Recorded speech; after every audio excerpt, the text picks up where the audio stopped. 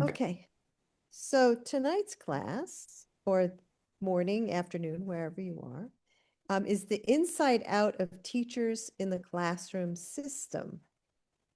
And we're going to talk a little bit about, we've talked a lot about the inside development, but now we're going to sort of see how our internal or family system and our development, how does that interact in the classroom? So next slide. So we're going to start right away with a little exercise that you need a piece of paper and a pen for, or you can do it on your phone, or you can do it. But I have a piece of paper which I folded into 3/2. And next slide, we're going to put your name kind of in the middle. And then on the top, it's going to be who or what supports you. Then your name, and then on the bottom, who do you support? So I'd like you to just take a few minutes and just fill in as many things that kind of come to your mind.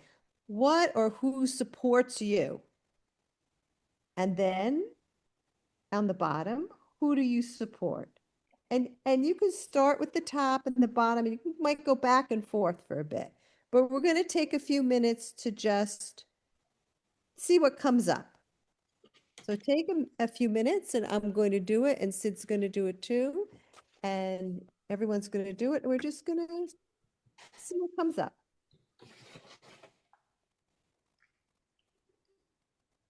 So people raise the question of why some people are born happy, others sad, others scared, others outgoing. One thing that we can be assured of is no accident that we're born into the family we're born into. It's no accident. They are very well suited for our karmic journey. And we're very fortunate to be born into the families that we're born into. Next slide.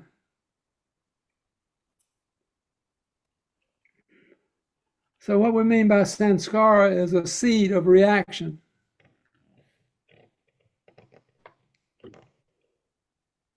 We all enter the world with our own sanskaras or reactive momentum. Positive actions get positive reactions. Negative actions get negative reactions. So it's commonly known that we reap what we sow. And then the end point is burning of all these reactive momenta to exhaust our attachments.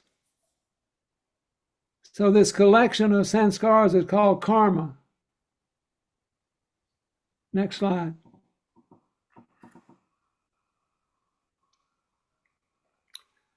So all of our sanskaras are accumulated from past lives, which are passed down to us genetically. We're born with a particular genetic structure.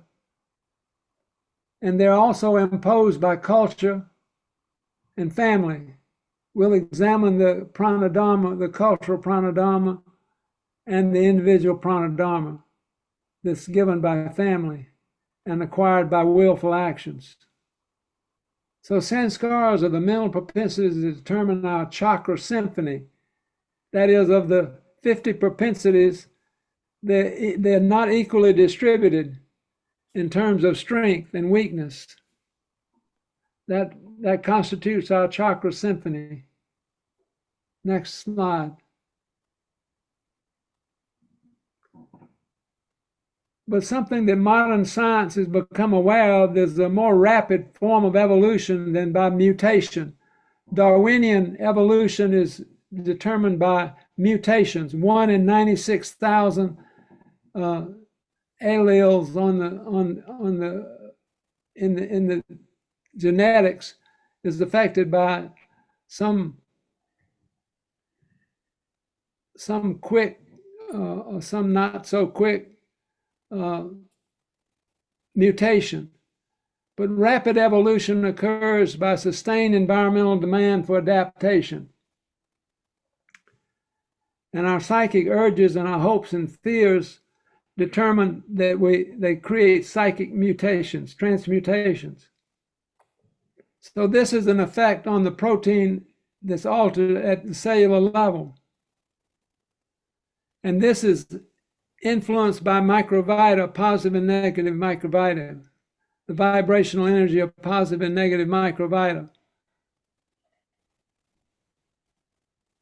So this is called epigenetics. It's above genetics at a cellular level that determines our cultural and transcultural pranadharma.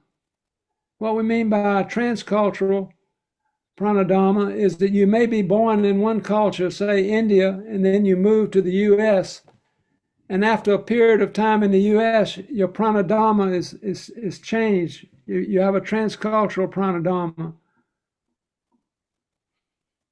And this can be the basis for developing the universal family. Of course, there'll always be different cultures, but many people who migrate to other cultures undergo a transcultural pranadharma being developed. Next slide. So for teachers, Baba gives this quote about the characteristics of teachers that are very essential. Quote, teachers must possess such qualities as personal integrity, strength of character, righteousness, a feeling for social service, unselfishness, and inspiring personality and leadership ability. They are Samaj gurus. By Samaj, we mean that one culture or one is integrated with another culture. So the teachers or gurus or leaders of that Samaj are bringing different cultures together.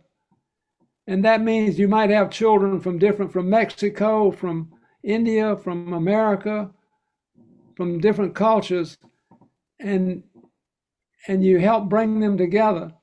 But the Samaj deals with different cultures, like northern Haiti and southern Haiti are brought together by the teachers. That would be a Samaj of northern and southern Haiti. And for this reason, it is not possible to accept just anyone as a teacher, because teachers have an extremely important role to play. Their professional standards must be very high as Samaj gurus. Next slide. So what teachers must practice is yama and niyama to live up to these standards that Baba has listed. Sid, let's remind them that we're going to be using one of these. Yeah. Yeah, as we go through these yamas and niyamas, we want you to select one yama or one niyama to do an exercise with after we go through this. So be mindful of which ones you want to select. You want to select one, either a niyama or yama. But the first niyama, dealing with individual qualities, is maintaining the purity and cleanliness of the mind, body, and environment. The second niyama is santosh, maintaining mental serenity and delight and joy. And this is a very important quality of a teacher, to manifest joy and delight in delivering your courses and your instruction to students. Next slide.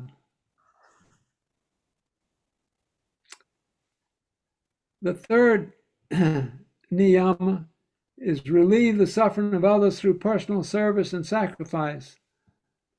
So it's said that we need to make a personal sacrifice in order to serve others.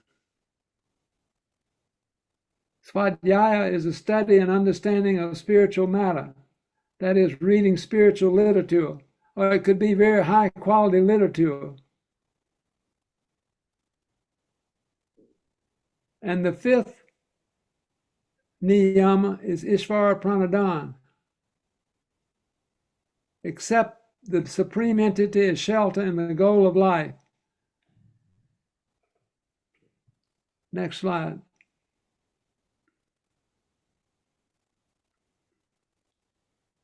For Yama, ahimsa is not to harm intentionally either with action or with spoken word or thought. And Satya, respect the truth. Now, all the yamas and niyamas are based on time, place, and person. In other words, it's not dogmatic. So telling the truth, you might not tell the truth if you're protecting some individuals. For example, if someone is running from a lynch mob and you protect them and then they come to your door and ask, have you seen this person? You would say, no, I haven't seen them. In other words, you would be willing to tell a lie to protect the person. That would be an example of not being dogmatic about the truth and flexible based on time, place, and person. Next slide. Number 3 for Yama is asteya, not to take out not to take others' belongings or to think about doing so. Even to think of stealing is a violation of asteya. Aparigraha, not to build up excessive or unnecessary material goods for a dignified life. This also applies not only to the material goods, but the physical, mental, and spiritual resources that are available need to be properly utilized. Brahmacharya, staying connected with the universal entity. That is, seeing everything as an expression of Brahma. What we think, say, and do, and the results of our actions are all Brahma. Next slide.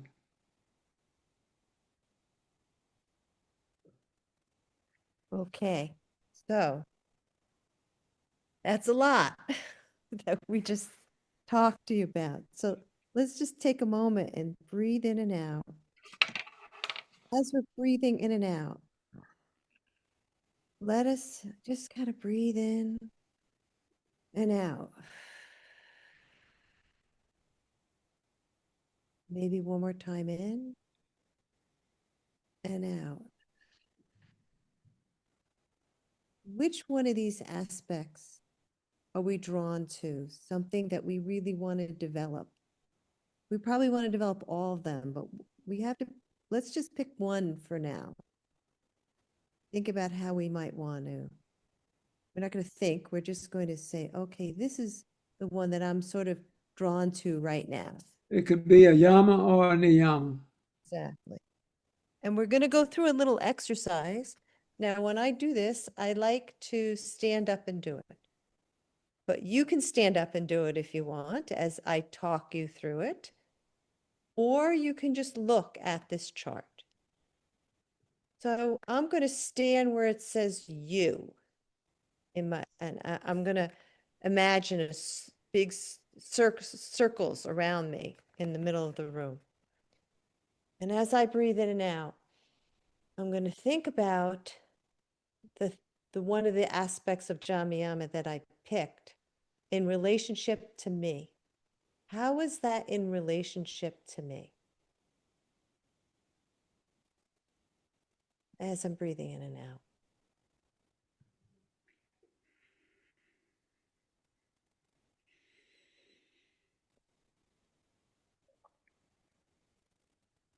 Now I'm going to take a step out into the next circle. And what am I feeling, sensing, thinking? What comes up?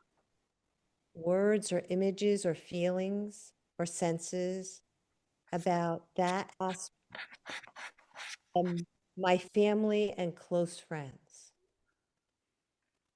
How is that with my family and close friends? My relationship with, now I'm in that relationship of my family and close friends and that aspect as I'm breathing in and out.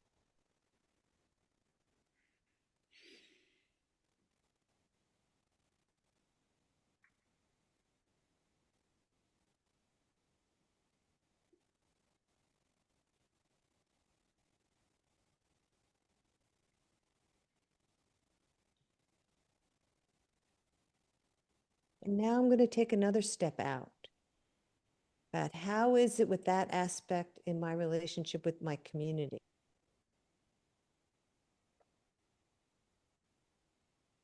However I see my community as I'm breathing in and out.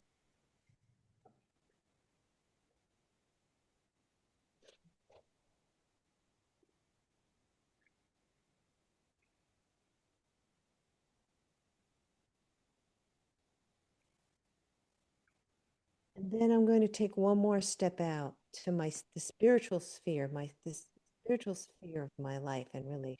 How is that with my spiritual sphere? However I define that.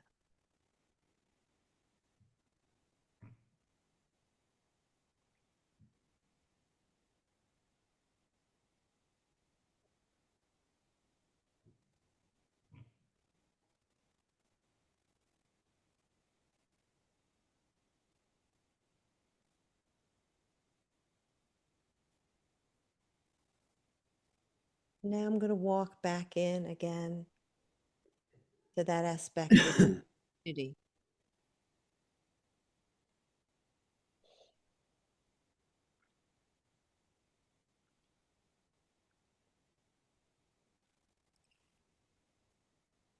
And then walk in again to my family, close friends, close colleagues.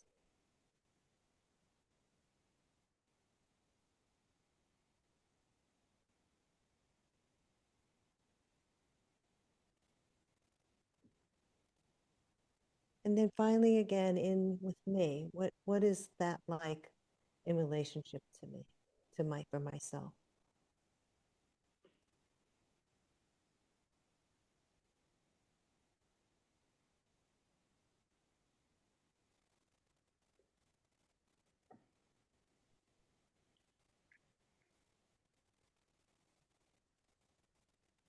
Okay, let's settle back. I'm going to settle back by sitting down.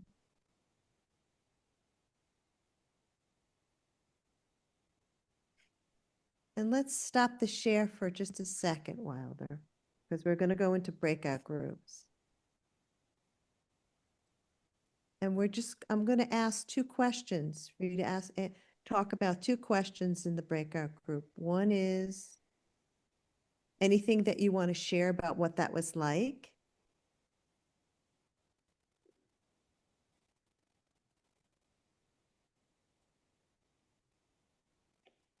And I'm blanking on the second question.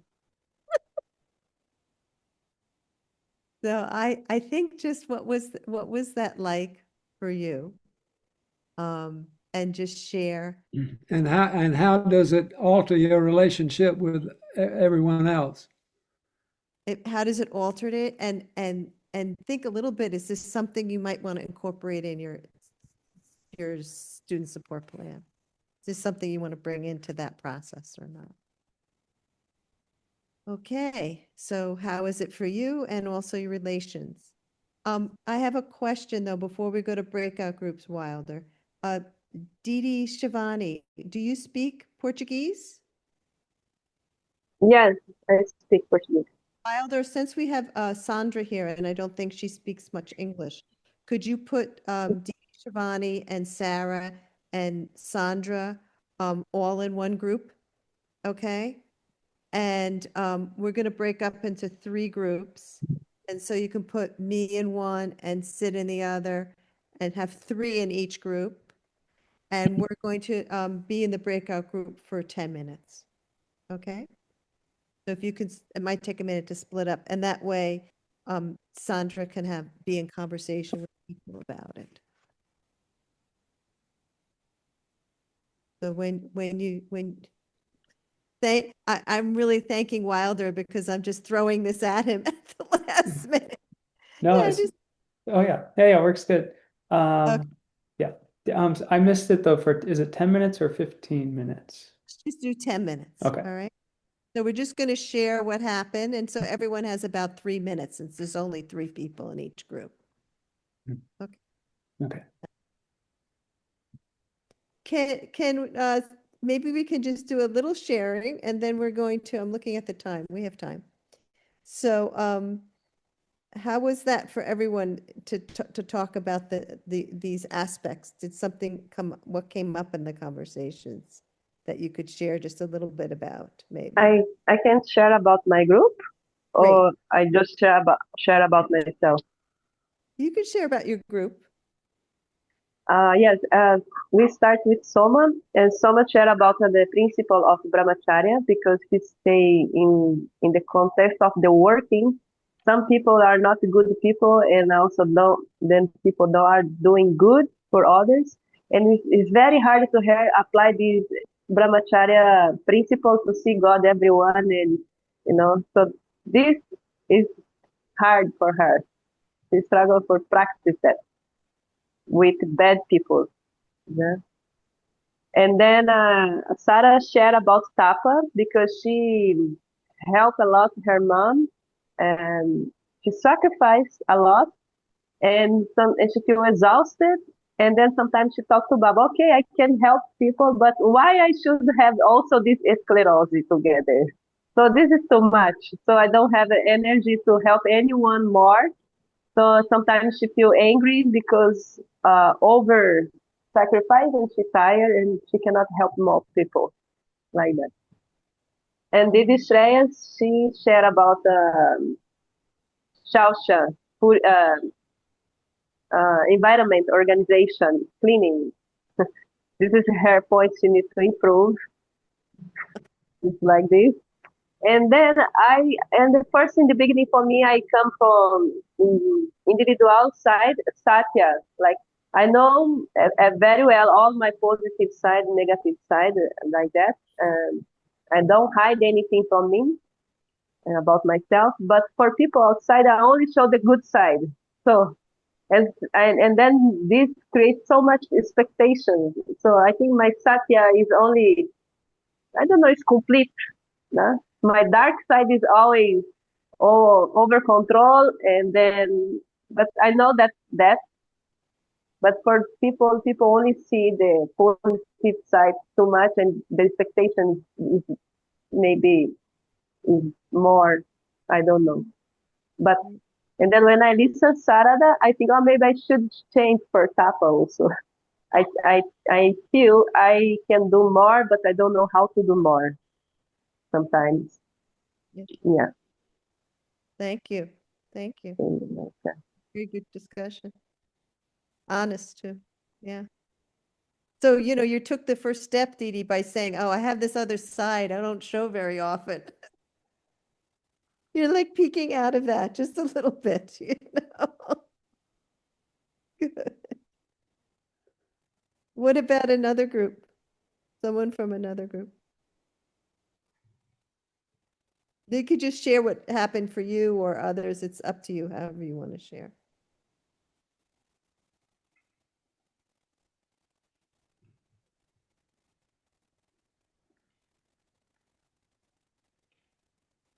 This is not a bashful group. Rebecca, you want to share? Yeah, no, we had a great conversation. I started with me. I was focusing more on, I guess, the importance of the santosa, maintaining mental serenity and the light and joy.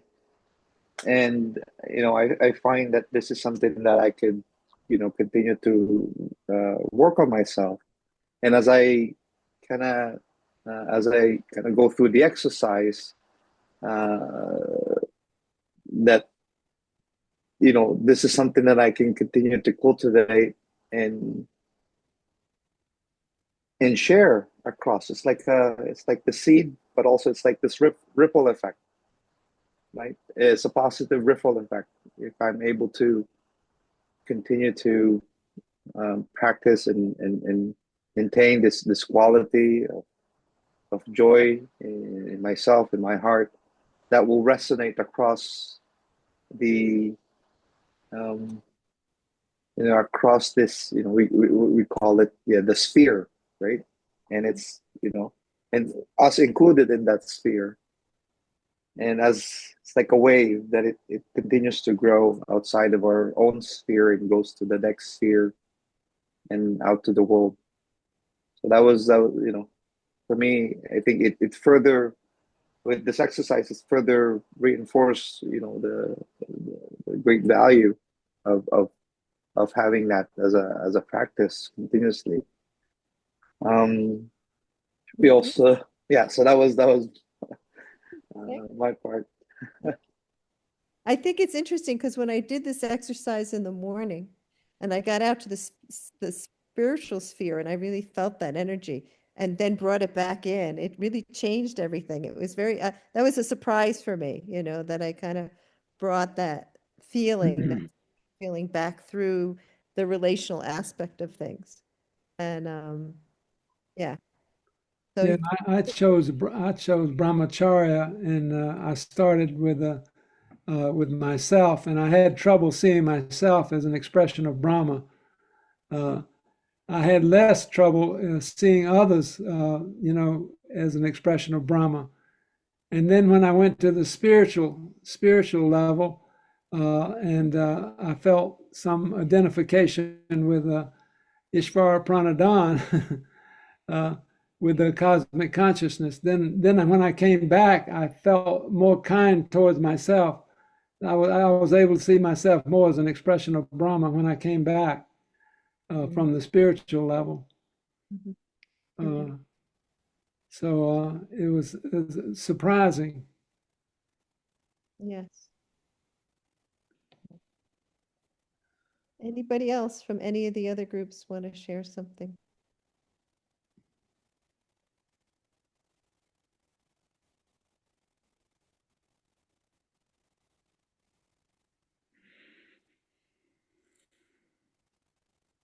Okay.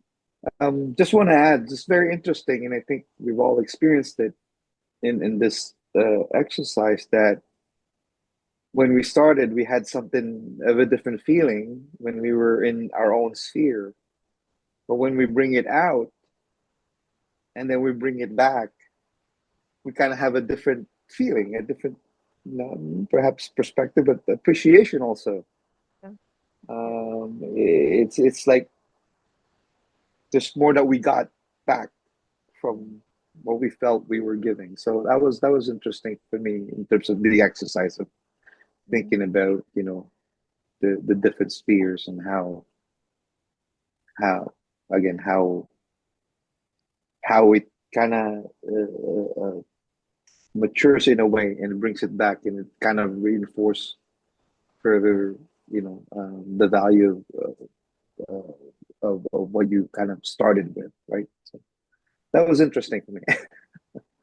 So, That as we talk inside out, that's what the course, and also when we're looking at our own self-development and development plan, it's going to be in relation to all these family, community. It's when you're in a school, in your classroom, it's all in relationship to your family and your education and the children and theirs.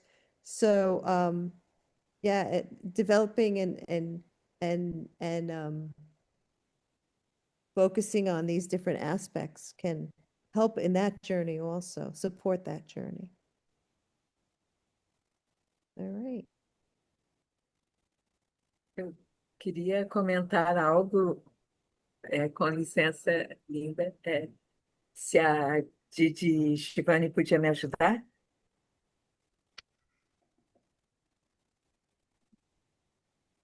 So is she Didi Shivani, is she asking you to translate? Yeah, Soma, você quer compartilhar e eu traduzo, é isso?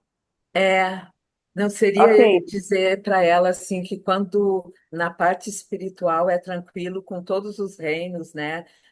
As plantas, animais, tudo, assim, o exercício do Brahmacharya, ele é tranquilo com as crianças quando vai para o exterior, mas quando chega num contexto da vida prática, aquilo de guerras entre países, opressão do oprimido, do opressor, então isso eu acho que é um grande desafio, né? Por exemplo, mais entre os adultos, não assim, Uhum. na escola é um outro ambiente, né? Mas eu digo na sociedade, assim, se tu puder relatar isso para ela, Ok, por isso que eu falei que para Matiara seria um pouco assim, a gente vê naquela pessoa, tu já tinha falado, né? Mas seria só um uhum, aprofundamento como de uhum. guerras e tal, né? Okay. So Soma shares the brahmacharya with the nature, with the children, is a very easy, flowing, it's natural flowing. But she look about the war and fight with the adults, it's very hard to put in practice the brahmacharya. So that's why she say in some context, like with negative people, it's very hard to practice that brahmacharya. But with the children, in the school, in the nature, this is a natural flow. Yeah, this is Yes. what it is. And there will always be situations and people that when we're in relationships to any of these aspects will be more difficult, will be challenging. Yes. And children are freer, So adults have so much in their pasts, it's harder for them sometimes to move away Lu- from being. Você entendeu, Soma?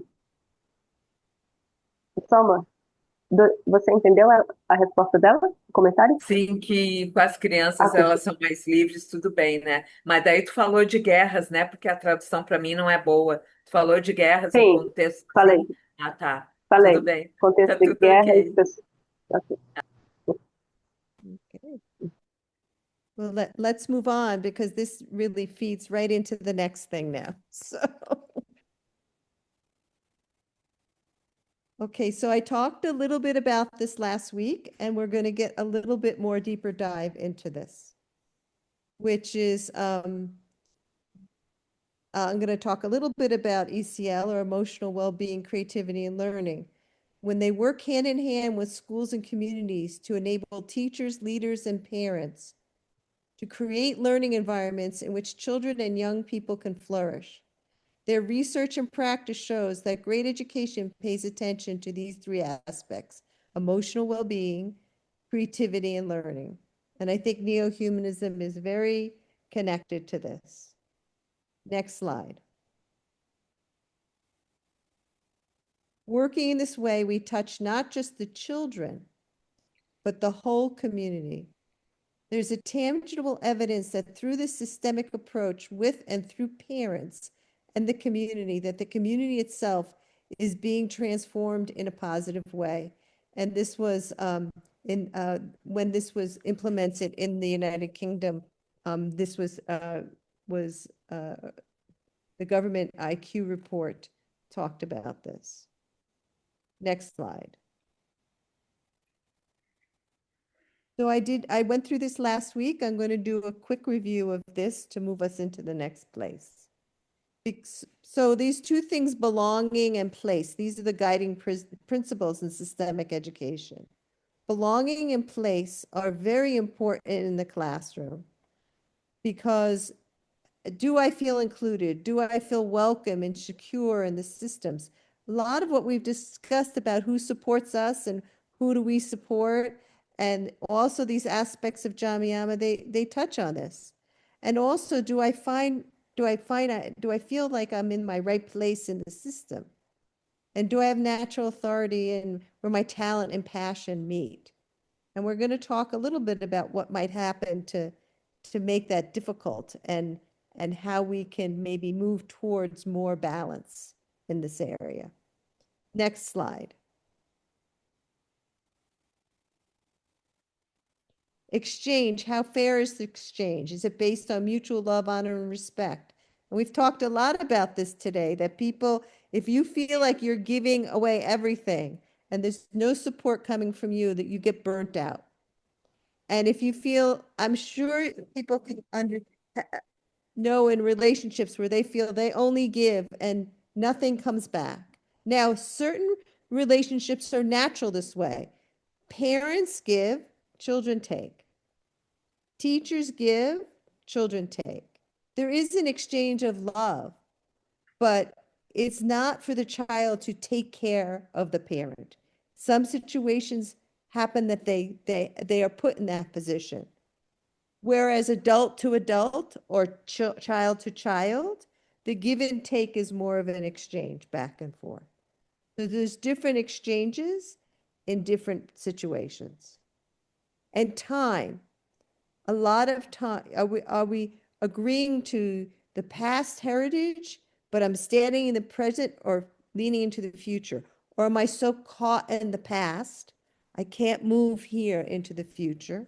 Or are we just going to disregard everything? And then people feel that they're not respected and not regarded.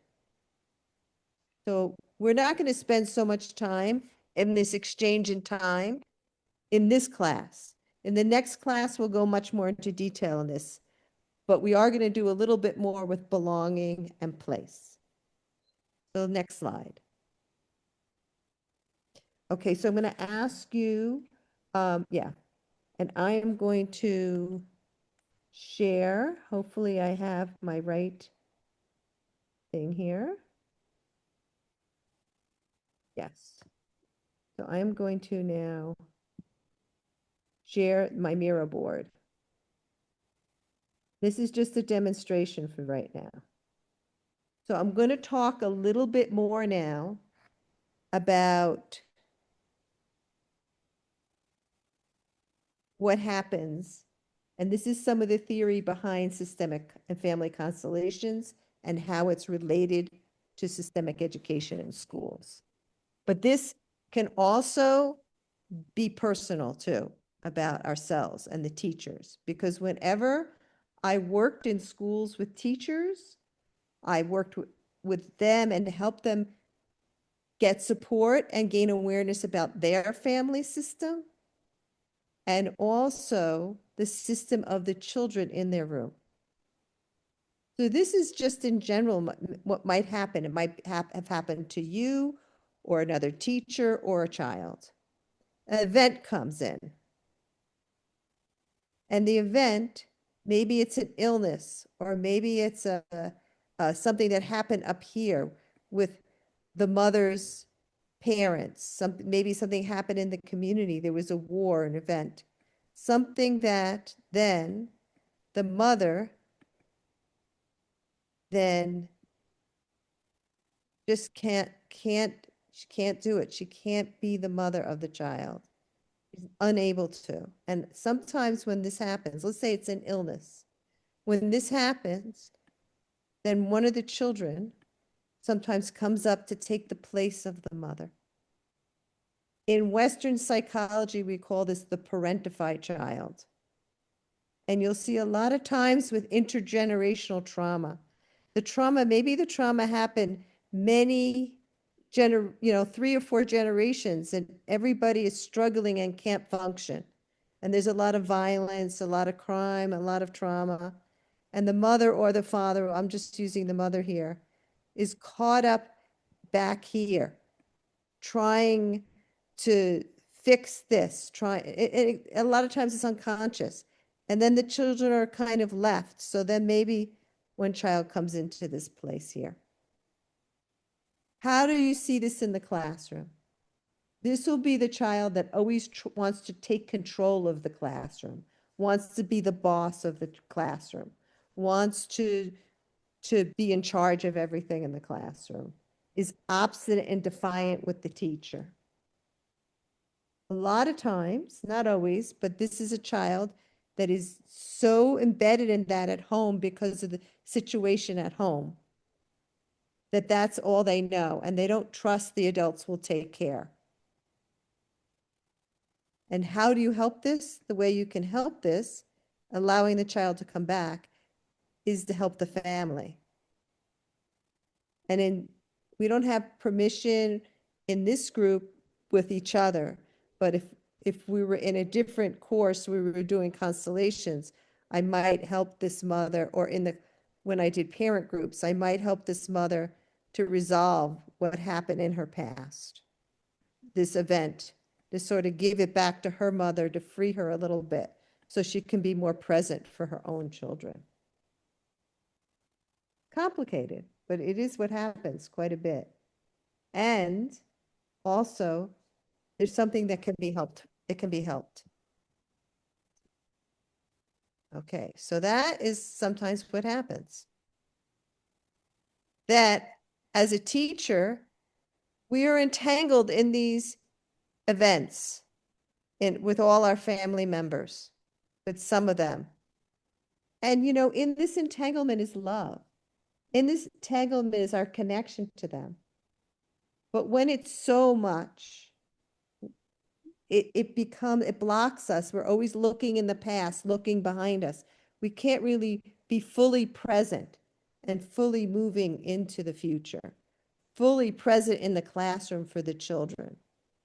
And how do you see this sometimes? One time I was working with a young guy who was a seventh grade teacher. And he came to me and he was bitterly complaining about this one kid in his class. And I knew the kids, and the kid was, had some issues, but it wasn't this huge thing the teacher was making it. And I said to him, well, does he remind you of anyone? And he says, oh, he's just like my uncle. And then I realized that he's just like my brother. And then I realized that he was replicating his family stuff in the classroom. And then if you help support him and help him separate that a bit out and resolve that, then he can see that child through different eyes, the eyes of the adult and the teacher, and not get so caught up in the dynamics of what was going on. So, as I said, we're not going to do this now, but one of the things, there is a exercise that I do with teachers and with groups, not with kids, but with teachers, where you start with you, and actually we use a big bag of rocks, right? We give the bag and someone represents me, my parents, my grandparents, my great-grandparents, my great-great-grandparents. And I give the big bag of rocks to my parents. And I keep one rock for myself. And I say the words, I tried to carry this for you, but it was too difficult for me. I was only a child. It belongs to you and your dignity. Now I leave it with you. I keep this small piece of love as a reminder, and it keeps me connected to you. And then the parents would turn to the people that were representing the grandparents, and they would say, oh, wait. So they do that. And then the parent would say, I accept this. This is my business, not yours. I can handle this. Now you're free to live your life. And then the parent turns to the grandparents and does the same thing. I tried to carry this for you, gives them the bag, and they take one rock. And then the grandparent says, I accept this. It's my business. I can handle this. And it goes all the way back. So in the end, everyone has a rock, and the great-great-grandparents. So you don't have to do all 5 generations, but sometimes we do that. And so it sort of what the events, the tragedies, the things that happen are left in the past, are with the people in the past. And it frees you up to go forward in your life. So sometimes I have to remind myself and say, oh, I'm representing something in the past. I don't need to do that. I have to redo it like, oh, it's in the past. And I leave it with them out of love and dignity and honor. And imagine my mother saying, I accept that it was my business. It's not yours. Go forward. So this is something you can do.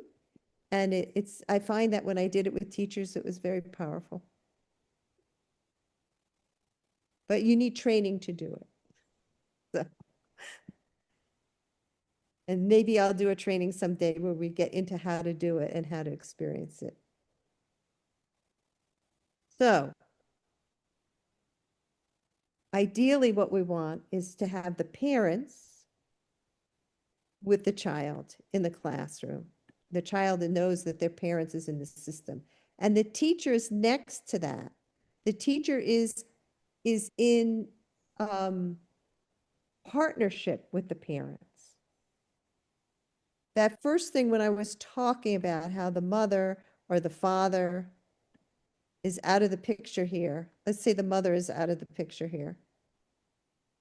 And then the teacher's mother, sometimes she'll try to bring that child in relationship to her like a parent because she doesn't trust the mother. She doesn't trust the parent. And this never works totally and completely. It doesn't. And from my experience. And when I worked with teachers about their mothers, I did a lot of work with women teachers about their mothers, and we strengthened and supported this and did some of these exercises. Then they were more able to stand in their place as a teacher and be a support and loving presence for the child, but they didn't try to take over being the parent. Now, some children who don't live with their parents and whose parents can't give them anything but life, that's a whole nother discussion we could have. It's a little different dynamic. But for now, this is generally what we can work on so that the teachers and the parents are a system together. There was a lovely story this morning where one of the Didis is working in Egypt with Palestine refugees. And what they did in the school is they created a room just for the parents to come in and spend their days. They were sewing and cooking and doing business in the school. And the children knew, because they had such trauma, the children knew their parents were right there. And she said it completely changed the environment of the school for that particular population of students who had lost so much.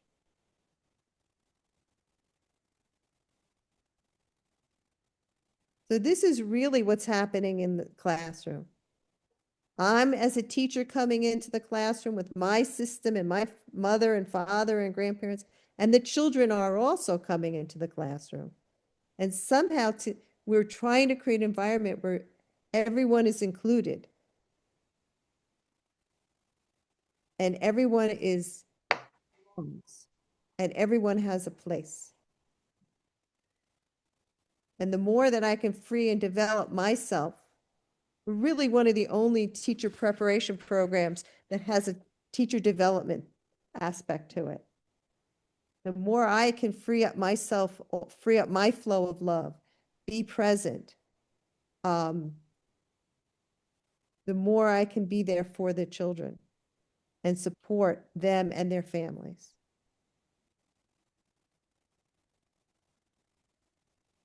So I'm going to stop this now and see if we have any questions or comments. I know a lot of you work actually with children. Some of you work actually in schools with children. So I'm open to questions and comments about this because it's a different lens to look through. Yes, go ahead, Didi. Muktarakti, go ahead. Do you have any comment about the grandmother who takes over for the mother? Well, a lot of times the mother is very young when that happens. You have a like 14, 15-year-old mother who had a child at 13, 14, 15 years old. Some of it may be cultural. Of course, the mother can support the mother, but if she doesn't allow the mother to be a mother, I would have to see that situation. I'd have to see, is that part of the way parenting happens in that culture?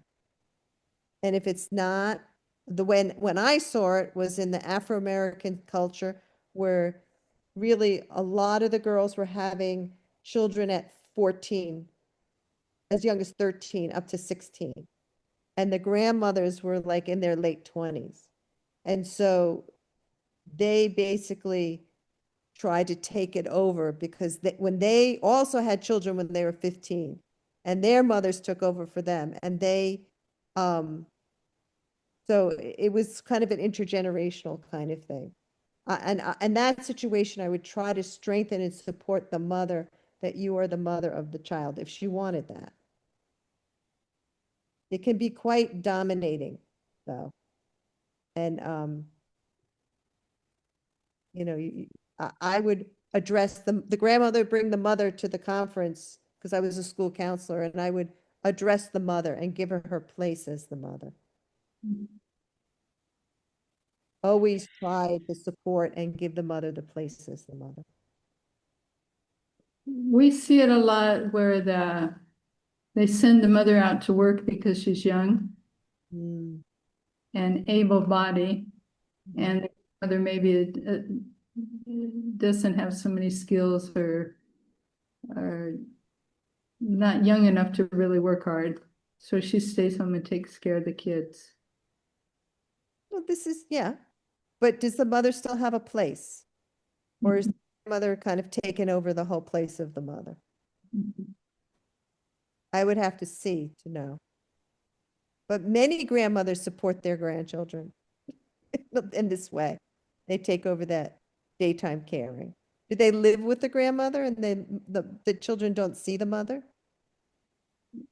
All different kinds of scenarios, you know. Right, right. So I think grandmothers can be a big support.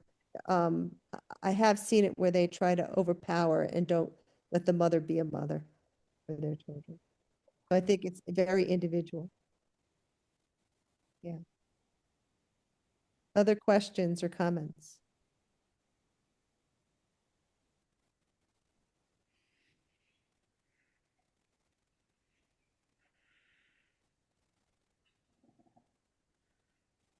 It's a lot. Yes, Sarah. Sorry about this. All this. I told the last class I love constellation, and I stay thinking if it's good I interfere in something because I am entering another system. You know, for example, you said I will encourage the mother to be mother. Mm-hmm. But sometimes I think it's better don't interfere. It's their system, and I am just the teacher. Did you understand me? If I'm right, I don't know, but I think it's sometimes But I to help. Yep, because to help someone, this person needs to ask me help before. Oh, to ask, yes. Well, when I say I encourage the mother to be the mother, it's because when I was a school counselor, the mother and the grandmother or the mother would come in because their child was creating all kinds of havoc and disruption in the classroom. So I always wanted to give the mother, not give the mother, but to support the mother and that they were the best ones for their child. Yeah, because this is my conflict always. If I should I interfere in other system or not? It's my personal dilemma. Wondering even to say that might be an interference. Is that what you're saying? I don't know if I understood. I always felt it was best to support to encourage the mother, not encourage, but to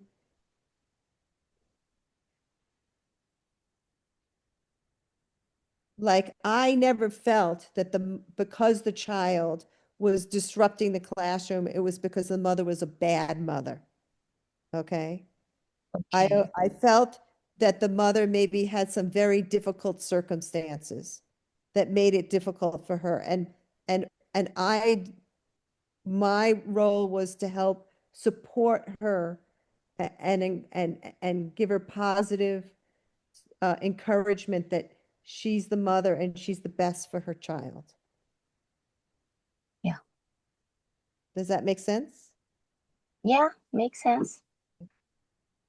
But I also ran parent circles where parents learned how to support each other.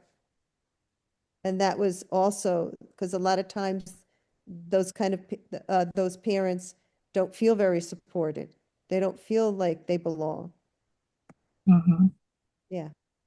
Yeah. Yeah.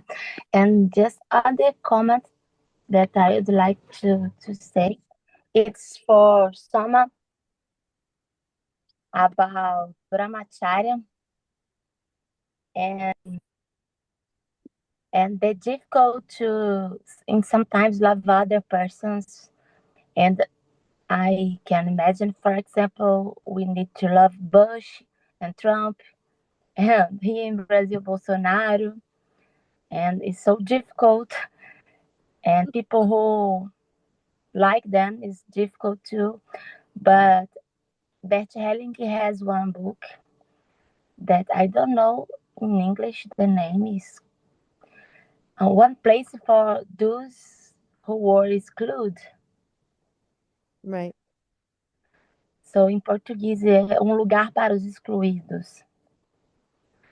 And I was reading this book, and one chapter, the name is We Need to Give a Place for Hitler. This is a very controversial thing of Hellinger's, yes. Yeah. People have, it's very controversial. I know But about, it's so good for us because, you know, when I read this name, just this paragraph, we need to give a place for Hitler. I said, oh my God, I need to give a place for everybody. so just because someone doesn't have, just because someone has, we used to have, this is like a side conversation away from this class, but Yeah. just because someone has a place doesn't mean that you embrace them and they're, included. They have a place, but because of their actions, you may have to have a boundary around them, even though they have a place.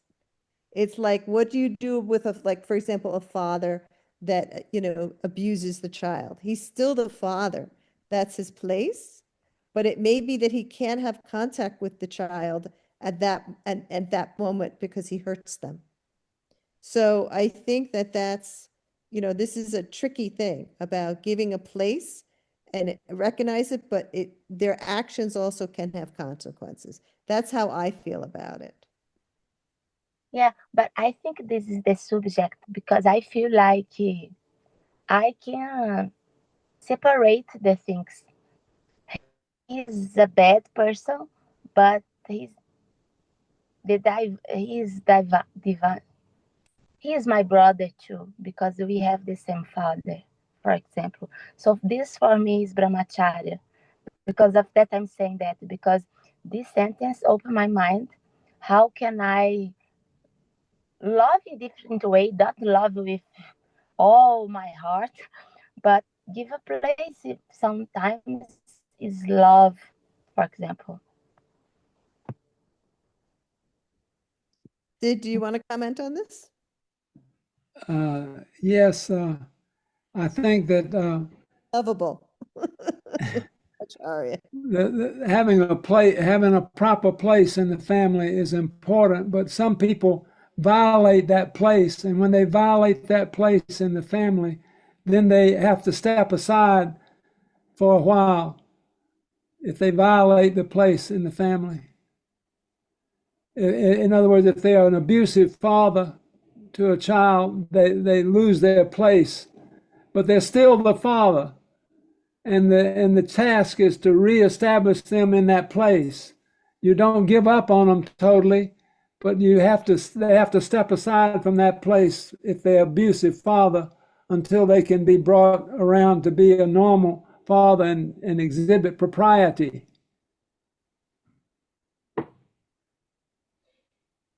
So these are very intense discussions, Sarah, and it would be nice to be able to have this, we're starting the discussion, but it's very deep and complicated. And these are some of the things when I went to all the constellation trainings, I'm going to stop after this, but all the constellation trainings that we would have many discussions about this issue, Sarah, many discussions about how to, how do you give someone a place when they really they need that boundary and they can't really be in contact. You could still be someone's father, but not be able to be in contact through the consequences of your actions at that point. So yes, this is, But ultimately, yes, everything is Brahma, right?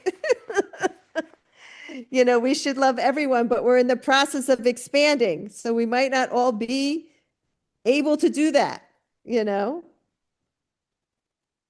Not, yeah, yeah, yeah, absolutely. Just like you want to love every child in your classroom.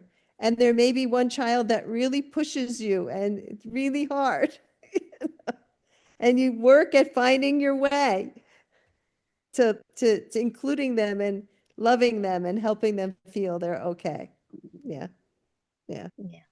Thank you. yeah. Thank you for pushing us a little bit. All right.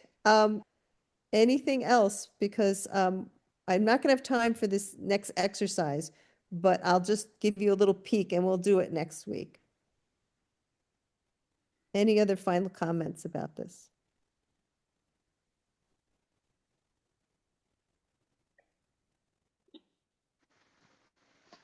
I like this discussion is quite good for me. It's quite deep, but yeah, but I'm not involved with kids or anything. But this is just for me, for my family. That and then we like to learn more also how to do this is because I think everyone will find this problem of the boundary and the violate the uh, Exclusion. Yeah, yeah. yeah, yeah, yeah. Well, this is inspiring me to think about this, so we'll see. Yeah, we need to have a discussion about boundaries. What we mean by healthy boundaries. You know, regardless of the place and the timing of it, people need proper boundaries, and they're proprietous relationships that have to be regarded and taken care of. So it's both. It's creating some kind of boundaries, but also expanding yourself to include more and more people into the sphere of love. Mm-hmm. It's both. You don't want to give up on anyone, but there are times when you have to set boundaries. You don't give up on who's the real parent and who's the real mother. You never give up. Right, right. Someone said this morning that their job was taking care of children that were abandoned and they spent, they were sort of fostered with a child. And when the child's a biological parent died, it was a huge deal for that child, even though they hadn't been with the parent for a very long time. And that it affected them, much later. And it was really a eye opener for her about that connection.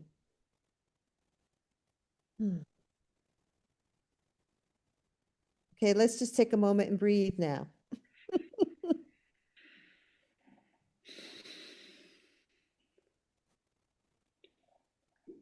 Because if we're really going to be a deep teacher and get into it, this is some of the stuff we may end up with in some of our classes, into trying to help children feel included and belong that are in some of these difficult situations.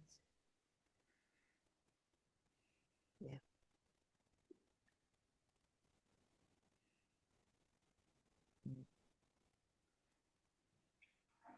Okay.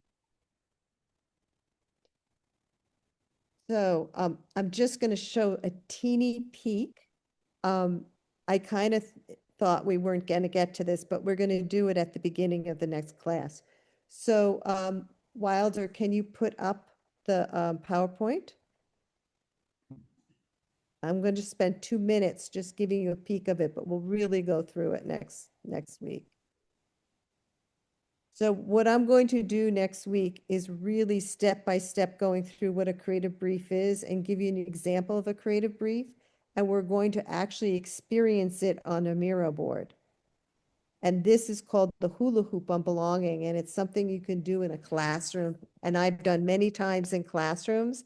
I've also done this exercise using rope in a group of 50 adults too. So it's very flexible. And it really gives you some insight to people's sense of their place and belonging.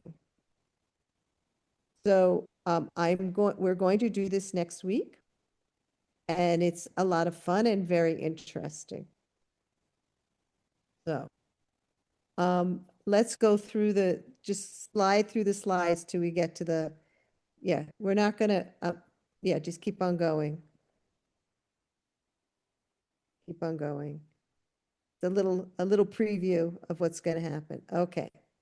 I wanted to spend a few moments on the final presentation for the class that's due next week. And you can find it. Everyone has their own copy in Google Classroom under week 5. I did have it under week 3, but I moved it down to week 5. And you'll see it'll say final project. So I'm going to ask Wilder just the second link on the bottom. Okay? Put that in the chat. That's the Portuguese version. So you can look at it if you want while we're going through it. So did you put it in, Wilder? Yeah. Okay. And so what I'm going to do now, if you stop the share, Wilder, I will pull up my version of it. And we're just going to spend a few minutes so everyone is clear, and we'll stay after for a minute if people want to. Oops, now I have to go back and share it. Here we go. So if you want to pull up your Portuguese version when I'm going through this. The first part of this plan is is for you to pick some things you want to work on. Propensities, some aspects of Jnana. And what are the aspects that you want that are priorities for you to start working on? So I am going to say that we're doing this as a start in a final project for this class, but this will be a project that you'll take with you through all the courses. And if you end up at the end, it'll be part of your reflective essay. But this is just the start of it for now. So a paragraph or two about what you're hoping to self-develop in yourself and, maybe whatever you want to share about it. And then these questions are as a template. You can actually just answer them right underneath them in a short paragraph for each one. Or you can just do a separate document and use it as a guide, however you want to do it. So the first question is, what contemplative and yogic practices will support your development? Please be specific about what practices and how often. And these are just goals, like your plan of, I'm going to try this. This is what I'd like to try. This is what I'd like to do. What people are resources and support for you? And how often will you check in with them? This could be a friend, another Didi, a coworker, a family member. What are other support and resources you can access? Might be exercise, the arts, nature, music. You might say, to support myself, I'm going to, if it was me, I'm going to try to listen to kirtan every day. Or I'm going to try to play kirtan. So what are the other resources that really support you? And how will you access them and how often? We're asking you to be kind of specific. Doesn't mean you have to do it. It just means you're thinking about what would fit in your life. How would it fit and what could you add as support and some resources? And how will you keep track of your reflections on your own development? You keep a journal or a record in some other way, art, poetry, or recorded conversation. So in a few classes from now, we might meet with everybody who's at the beginning of after the 5 initial courses are done and we move into the full cohort. We might, I might meet with each one of you to see how is it going for you. And when you get to your reflective essay, you'll have this piece already done. For me, if I was doing this, I would say, I'm going to write a poem about my reflections every month or every 2 months. And what other things are important to you to support your own self-development? It might be something that you're reading, or someone this morning said when they first came to the United States, they found YouTube videos about what were the different, from the country they came from, what are some of the cultural things that were confusing to them. They watched that video, it really helped them to understand, because they were like, this is so confusing in this culture. So they found that as a support.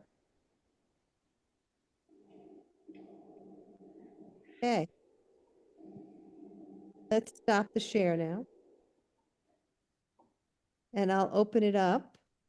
Oh, I'll tell you what's going to happen next week. So what's going to happen next week is that we're not going to do presentations with this. We're going to break up into breakout groups and just share what we want. Like, this is what I thought I would do. And this is, just share it. Okay. In a small breakout group. And then we might come, like we do a lot, come back to the big group and see, is there anything, one aspect maybe you wanted to share about it, or one thing, just anything you might, and not everyone might want to do that, but the sharing in the small group, because you're going to hand this in to us and we'll make comments for you. And so we're going to start next week with that hula hoop exercise, because that's really about a belonging place. And then we're going to do the sharing about the plan. And then we're going to do a closing circle exercise to sort of close. We open the circle with create the container, and we're going to close the class with something else. And we're a small group. So I think at the end of class, I might be able to give you some time to do some of that other stuff you have to do for classes, like the self-assessments or the teacher. Just right in class, just pull it up and do it when we're done. Check it off your list. So do we have any questions about it?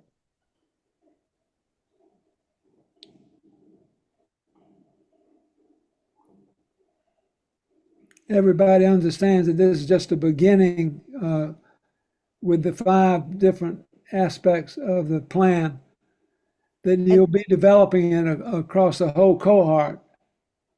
And I don't need it to be some big, huge thing. Just to start.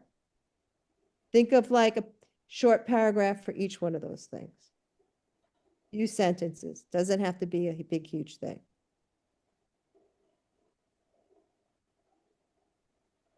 Okay. And look at this. Did I end 3 minutes early? Wow. Everyone has 3 extra minutes tonight. Have a nice rest of the day. And we're here to stay after if you have a question or something else about the class you want to talk about. Not. Good evening. Namaskar. Excited to see you next week.